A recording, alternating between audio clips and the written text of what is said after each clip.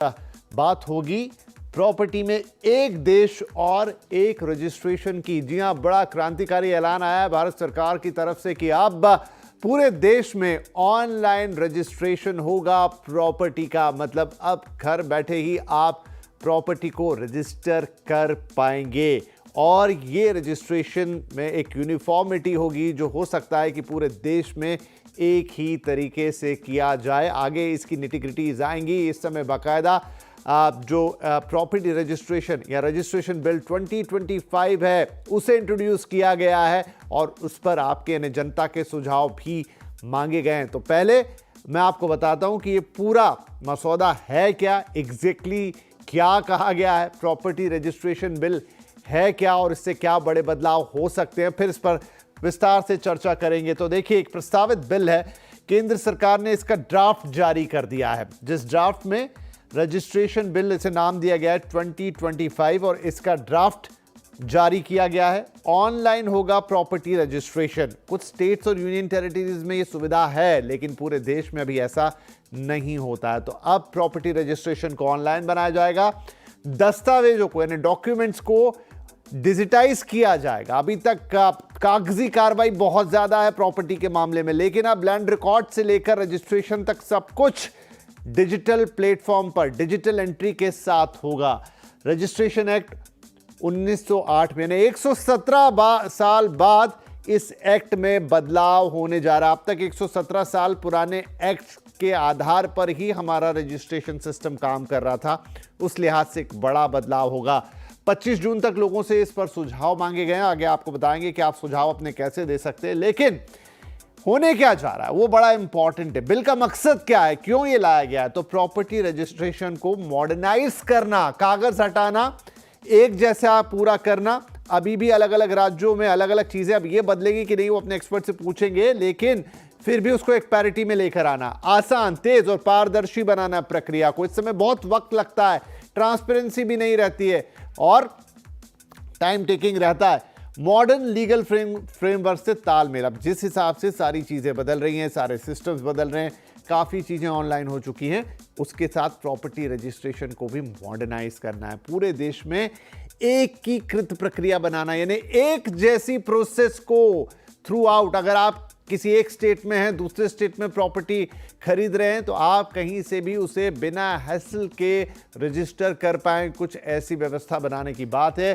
Fraud की संभावना definitely, अगर ये पूरा सिस्टम इंटैक्ट होगा तो फ्रॉड की संभावनाएं कम हो जाएंगी। तो ये कुछ पर्पस हैं इस बिल को लाने के लिए। अब एक और चीज है, डिजिटाइज होंगे दस्तावेज, जो मैंने आपसे कहा एक बड़ा प्रोसेस ये भी है। बिक्री से संबंधित जो भी आपका सेल्स एग्रीमेंट वगैरह रहता है वो डिजिटाइज फॉर्म में होगा। Power of attorney, sale certificate, equitable mortgage, यानी ये जितनी तमाम तरह के जो इंस्ट्रूमेंट होते हैं इन्हें डिजिटाइज करना। रिकॉर्ड डिजिटल होंगे, इलेक्ट्रॉनिक रजिस्ट्रेशन सर्टिफिकेट मिलेगा।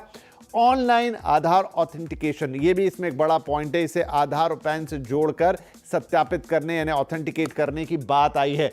अब आप अपने सुझाव कैसे दे सकते हैं इस बिल पर, कोई भी दे सकता है। तो dolr.gov.in पर ड्राफ्ट बिल पहली बात तो उपलब्ध है, आप यहां जाकर इसको पढ़ सकते हो। जो मिनिस्ट्री ऑफ लैंड रिकॉर्ड्स है वहां पर 25 जून तक तय परफॉर्मा यानी एक फॉर्मेट है, उसमें आप एक सुझाव अपने भेज सकते हैं। 25 जून उसकी आखिरी तारीख है। sanand.b@gov.in, यहां पर आप ईमेल के जरिए अपने सुझाव भेज सकते हैं। याद रखिएगा 25 जून उसकी आखिरी तारीख है। MS वर्ड या फिर PDF फॉर्मेट में आप सुझाव देंगे, ये बताया गया है। तो ये तो कुल बात हो गई कि क्या होने जा रहा है। अब क्या परिवर्तन आएगा, इससे क्या चेंज होगा। 117 साल पुराने सिस्टम से निकलकर नए सिस्टम में आना है, आपके लिए कैसे लाभप्रद होगा और अभी इसमें क्या अड़चनें हो सकती हैं। चलिए शुरुआत करते हैं चर्चा की। हमारे साथ कार्यक्रम में जुड़ रहे हैं सुप्रीम कोर्ट के वकील, रेरा मामलों के जानकार वेंकट राव साहब, और जो इस तरह की चीज़ों को काफ़ी क्लोजली वॉच करते हैं, और साथ ही नाइट फ्रैंक इंडिया के सीनियर एडी गुलाम जिया साहब, जो रियल एस्टेट की हर नब्ज से वाकिफ हैं। आप दोनों का बहुत बहुत स्वागत है। तो शुरुआत करते हैं क्योंकि लीगल इसमें एक बड़ा फ्रेमवर्क होगा। राव साहब, पहले आपसे जानना चाह रहा हूं, मोटा मोटा तो हमको समझ में आ गया, एक लाइन में कहें कि ये ऑनलाइन होने जा रही प्रक्रिया कुछ राज्यों में है भी, लेकिन जितना बड़ा बिल है, जितना बड़ा मसौदा है, क्या बड़ा चेंज आएगा? देखिए, सबसे मेजर चेंज तो यह है कि जो कन्वीनियंस की बात करते हैं हम, वो एक बहुत बड़ा चेंज है इसमें। और ऑफ कोर्स कई बातें हैं कि कुछ एडिशनल डॉक्यूमेंट्स को कंपलसरी रजिस्ट्रेशन में लाया गया है, इस तरीके की बातें हैं। बट सबसे बड़ी बात मैं कहूं कि एक तो आप देखिए मिडिलमैन की जो बात थी, और दूसरी बात कई बार एक इनकन्वीनियंस होती थी, लोग रजिस्ट्रार ऑफिस के लिए जाएं और वहां रजिस्ट्रेशन कराएं। देखिए प्रावधान तो ऐसे थे कि तहसीलदार से आप रिक्वेस्ट कर सकते हैं, वो सब बातें उस तरीके की थी, जाके कर दें। लेकिन आज एक ऑथेंटिकेशन भी आप एक तरीके से डिजिटल वे में कर लें और अपने जगह रहते हुए आप अगर अपना रजिस्ट्रेशन करा लें, इससे बड़ी सुविधा मेरे ख्याल से आप प्रोवाइड नहीं कर सकते। दूसरी अहम बात यह है कि जो डिजिटलाइजेशन होने की वजह से जो एक ट्रैक और ट्रेल रहेगा, जो आप अभी कह रहे थे कोई फ्रॉडलेंट ट्रांजैक्शंस में कमी रहेगी, क्योंकि डिजिटाइजेशन हो जाने के बाद एक मेजर फैक्टर ये रहेगा कि इनमें भी एक अंकुश आएगा, और उसका चलते हुए मेरे ख्याल से जो एक एक ट्रांसपेरेंसी बढ़ेगी, पारदर्शिता जो बढ़ेगी, वो मेरे ख्याल से इस बिल का एक की और फैक्टर रहेगा इसमें। राइट। गुलाम साहब, 117 साल बाद ये जो पूरा ढांचा है, जो पूरा सिस्टम है, वो चेंज करने की बात है, उसके लिए काफ़ी डिटेल बिल है। मैंने पढ़ने की कोशिश की, बहुत बहुत ज़्यादा डिटेलिंग है उसके अंदर, लेकिन कुछ मेजर चीज़ें हमने यहाँ पर डिस्कस करेंगे। यहाँ पे आपके लिहाज से, अब जैसे अगर हम महाराष्ट्र की बात करें, यहाँ ऑनलाइन रजिस्ट्रेशन अवेलेबल है, लेकिन जब आप कहते हैं पूरे देश में और एक यूनिफाइड सिस्टम बनाएंगे, क्या ये पॉसिबल है? क्योंकि अलग अलग स्टेट्स हैं, अलग अलग राज्य हैं, उनके अपने अपने सिस्टम हैं। पता नहीं कितना रिकॉर्ड डिजिटाइज हुआ है, कुछ राज्यों में तो बिल्कुल शुरुआत नहीं हुई है, लैंड्स का तो पता ठिकाना ही नहीं है। तो मैसिव होगी प्रक्रिया, लेकिन क्या इसके आउटकम हम कब तक देखेंगे, जब ये जिस फॉर्म में बताया जा रहा है वैसा हमें दिखेगा? समय तो विपिन जी, लगेगा। जी सर, गुलाम साहब से ये सवाल। तो विपिन जी, सबसे पहले तो मैं ये कहना चाह रहा हूँ कि जैसा आपने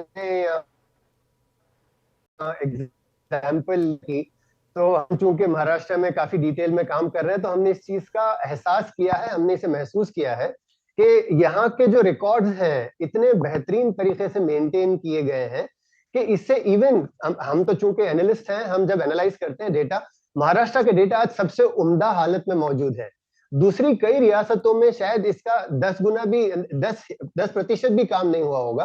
तो अगर इस चीज को हम पूरे भारतवर्ष में आते हुए देख रहे हैं, तो सबसे बड़ी बात तो ये होगी कि खरीदार को, बैंक्स को, लेंडर्स को, इन सबको एक बड़ा रिलीफ मिलेगा कि कहां पर क्या काम हो रहा है, कैसे डेटा है, कैसे डॉक्यूमेंट्स है, एनालिसिस, मार्केट अंडरस्टैंडिंग, ये बहुत उम्दा तरीके से बढ़ती हुई दिखाई देगी। और चूंकि उसका एक एग्जाम्पल आपने भी दिया, हम मुंबई में देखते हैं कि तकरीबन 18 से 20 रजिस्ट्रेशन ऑफिस तो हैं। हम नहीं ये कह रहे कि 118 साल में कुछ काम नहीं हुआ, बहुत काम हुआ है। मुझे याद है आज से 30 साल पहले हम मुंबई में केवल एक रजिस्ट्रेशन ऑफिस होता था, आज शायद सिर्फ एमएमआर, सिर्फ बीएमसी में तकरीबन 18 से 20 रजिस्ट्रेशन ऑफिस हैं। सुविधाएं बहुत हुई हैं, लेकिन इसके आगे भी बहुत कुछ किया जा सकता है, और ये तो महाराष्ट्र की बात है। दूसरे स्टेट्स में बहुत काम करना बाकी है। तो आपका प्रश्न ये था कि कितना समय लगेगा। मुझे लगता है शुरुआत तो बहुत अच्छी है, और कम से कम जो कंज्यूमर्स हैं, जो रजिस्ट्रेशन करना चाहते हैं, उनके लिए सुविधा है।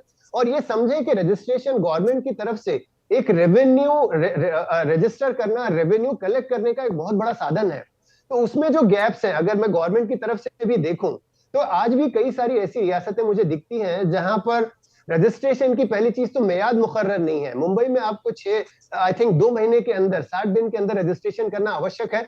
दूसरे जगहों पर तो वो भी नहीं है, तो लोग 5-5 साल रजिस्ट्रेशन नहीं करते, जिसके कारण गवर्नमेंट का रेवेन्यू लॉस भी बहुत होता है।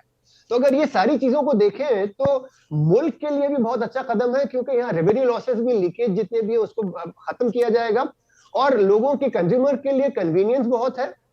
और अल्टीमेटली जो डेटा आपके सामने मौजूद है, इससे आपको एक बेहतर डिसीजन लेने में भी बहुत हद तक आसानी फराहम हो सकती है। जी, ओके। क्योंकि यहाँ पर वेंकट साहब ने इसका डिटेल अध्ययन किया है, जितना भी ड्राफ्ट अभी है। जो बात गुलाम साहब, वेंकट जी यहाँ कह रहे हैं, बड़ा कंट्रास्ट वो तो है, सच है। देखिए, आप अभी हमसे दिल्ली एनसीआर से बात कर रहे हैं, गुलाम साहब मुंबई एमएमआर से बात कर रहे हैं। यहाँ पर तो पहले से भी ये रूल था, जो यहाँ के लोकल लॉस थे, फिर रेरा आ गया कि आप 1 रुपया भी देंगे तो उसके लिए पहले प्रॉपर्टी रजिस्टर होगी। लेकिन अगर हम दिल्ली मार्केट की करें या एनसीआर की बात करें तो आज भी वो प्रैक्टिस बरकरार है जहां पर सालों साल वो पावर ऑफ अटर्नी पर ही प्रॉपर्टी चलती रहती है, फिर आखिरी में जाके कोई उसको रजिस्टर करता है। तो आज भी जब 2025 में बात कर रहे हैं, देश के 2 अलग अलग राज्यों में जो दोनों ही मतलब सबसे प्रगतिशील राज्य हैं, वहां पर ऐसी प्रैक्टिसेस चल रही हैं। उसके बीच में इसका आना, तो एक एंड पर तो ये, दूसरे एंड पर वो, इसके आने से क्या चेंज होगा? क्या दिल्ली मार्केट में इस तरह की प्रैक्टिस बंद हो जाएगी? नहीं, देखिए, फ्री होल्ड होके जो जैसे आप कह रहे हैं कि पावर ऑफ अटॉर्नी पे जो प्रॉपर्टीज चलती हैं, एटलीस्ट एक बात तो जरूर है। देखिए, इसमें जो कंपलसरी रजिस्ट्रेशन में आप पावर ऑफ अटॉर्नीज को भी रजिस्ट्रेशन के लिए कंपलसरी डॉक्यूमेंट बनाया गया है। हालांकि ये प्रावधान कई स्टेट्स में है और रजिस्ट्रेशन होती रही है पावर ऑफ अटॉर्नीज की, लेकिन एटलीस्ट एक ट्रायल डॉक्यूमेंट जो नहीं मिलता था, आज आपके पास वो मिलेगा। और देखिए, कई बातें आप कहेंगे कि ओवरनाइट तो नहीं हो सकता, बट हाँ, ये जो एफर्ट है कि आप immovable what is without any limit, एक पहले कोई सर्टेन लिमिट वगैरह रखा हुआ करता था, अब वो ना होने की वजह से, हालांकि वो मिनिस्क्यूल हुआ करता था, देखिए it was almost irrelevant, but ये प्रैक्टिसेस जरूर मेरे ख्याल से एक ट्रांसपेरेंसी बढ़ने की वजह से ये फैक्टर्स जो है धीरे धीमे धीमे आपको कम होती हुई दिखेंगी। ओके गुलाम साहब, अब देखिए, जब ये डिजिटाइजेशन का मतलब उसके टॉप पे ये बात है कि आपकी रजिस्ट्री ऑनलाइन हो जाएगी, लेकिन उसके नीचे की काफ़ी बड़ी प्रोसेस है। सबसे पहले तो आपके सारे जो रिकॉर्ड्स हैं वो डिजिटाइज होने चाहिए। उसमें लैंड्स के भी रिकॉर्ड्स हैं, आपके जो घर हैं उनके भी रिकॉर्ड्स हैं, और भी बाकी तमाम तरह के रिकॉर्ड्स होते होंगे।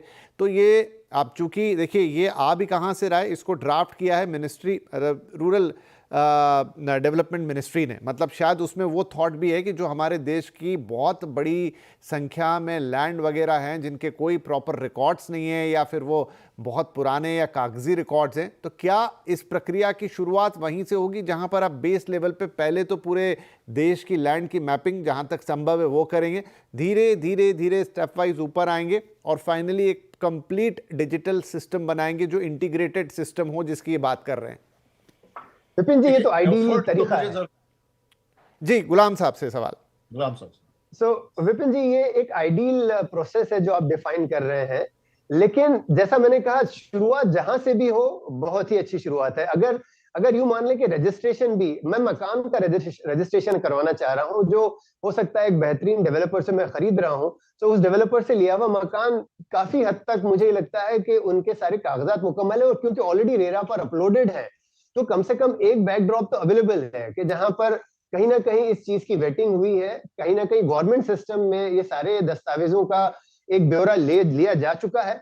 अब जब ये रजिस्ट्रेशन के लिए आ रहा है, तो मेरे लिए, कंज्यूमर के लिए, होम बायर के लिए सबसे आसान सहूलत वाली बात है कि आज हम रजिस्ट्रेशन घर बैठे भी कर सकते हैं। बस उसका जो बात कर रहे हो, जो बैकड्रॉप के लिए डॉक्यूमेंट्स की आवश्यकता है, खास तौर से लैंड रिकॉर्ड की, उसको करने में काफी समय जाएगा। तो जहां तक मेरा विचार है, मेरा ख्याल से जहां भी शुरुआत हो, जब जागो तभी सवेरा, और धीमे धीमे जब आपके लैंड रिकॉर्ड इसको at the back and attach करते चले जाएंगे, तो जाहिर सी बात है सिस्टम और इंप्रूव होगा। लेकिन शुरुआत कहीं ना कहीं से होनी है। तो मेरा ख्याल से अगर आज केवल रजिस्ट्रेशन को भी ऑनलाइन किया जा सकता है, तो ये एक बहुत अच्छी शुरुआत है। मुझे नहीं लगता हमें वेट करना चाहिए कि जब तक के सारा भारतवर्ष का लैंड रिकॉर्ड रजिस्टर ना हो जाए, तब तक हम इसका वहीं से शुरुआत करना चाहिए। और मेरा ख्याल है रजिस्ट्रेशन ऑनलाइन करना, रजिस्ट्रेशन डिजिटाइज करना, ये एक बहुत बड़ा कदम है, और हम सबके लिए, कम से कम कंज्यूमर्स के लिए बहुत बड़ी सहूलत होगी। डेफिनेटली ये, और आई थिंक ये सारी प्रक्रियाएं साइमल्टेनियसली यानी साथ साथ चलेंगी, जहां पर ऑनलाइन रजिस्ट्रेशन की सुविधा मिलेगी, दूसरी तरफ लैंड रिकॉर्ड्स या अन्य रिकॉर्ड्स जो प्रॉपर्टी से रिलेटेड है उनको डिजिटाइजेशन किया जाएगा उनका। तो ये शायद पैरेलल बहुत सारा काम चलता हुआ नजर आएगा। एक जो महत्वपूर्ण प्रश्न जो पहले भी आया वेंकट साहब, कि अब हमारे यहाँ पर जो है वो लैंड या प्रॉपर्टी जो भी है वो राज्यों का विषय है। अब केंद्र ये बिल लेकर आ रहा है, राज्यों में इंप्लीमेंट होगा, तो क्या अगर ये बिल बन भी जाता है कानून, तो फिर वो एक मॉडल कानून होगा जिसको सब, जैसे रेरा है तो एक सेंट्रल ड्राफ्ट आया था, फिर हर स्टेट ने अपना अपना किया, इसमें भी क्या वैसे ही फॉलो करेंगे, या फिर ये कोई यूनिफाइड सिस्टम होगा जो ऑल इंडिया सेम होगा? नहीं, I don't think so, because इसमें देखिए ये एस्टैब्लिश लॉ रहा है 1908, आपने जैसे 100 साल के ऑलमोस्ट पुराना कानून है, तो नेचुरली ये ऑलरेडी अडॉप्टेड है, एंड एक्चुअली सेंट्रल एक्ट होने की वजह से सर्टेन मॉडिफिकेशंस अलाउ की जाती है स्टेट्स में, और वो अपने अडॉप्ट कर सकते हैं only towards the extent of certain documents being made to be registrable and all. एक फैक्टर जरूर मैं अभी taking from the previous Q clarify करना चाहता हूँ विपिन जी। वाइल हम आपने जो कहा कि डिजिटलाइजेशन का मतलब ये है, अनफॉर्चुनेटली हम एक तरीके से देखते हैं, एक आपका रिकॉर्ड में एक पर्टिकुलर सेल डीड मान लीजिए रजिस्टर हुआ, वो पीडीएफ फॉर्म में पड़ा है, बट उसका इंटीग्रेशन जो आप कह रहे हैं कि लैंड रिकॉर्ड से लेकर उसके चेंज से लेकर आगे वो कैसे कन्वर्शन हुआ है और उसका कैसे अप्रूवल्स मिलके बिल्डर ने बनाया और वो यूनिट में कन्वर्ट होके आपके पास आया, ये जो प्रोसेस है कई अथॉरिटीज इसमें इन्वॉल्व है। जब तक वो कंप्लीट, अनफॉर्चुनेटली हम मियरली डिजिटलाइजेशन में ये खुश हो जाते हैं, रजिस्ट्रार के पास रिकॉर्ड रजिस्टर हो गया, हाँ जी मेरा सेल डीड जो है ऑनलाइन मैंने कर लिया है, बट उसके फर्दर बैकवर्ड इंटीग्रेशन या फॉरवर्ड इंटीग्रेशन नहीं होती है, वो मेरे ख्याल से एक बहुत बड़ा चैलेंज रहेगा। और वो अगर जब तक नहीं होता, जो हमारे मतलब हम इतना एक्साइट हो रहे हैं, वो थोड़ा एक मेरे ख्याल से एक एक्सिल हील्स में कहूँ वो रह जाएगा।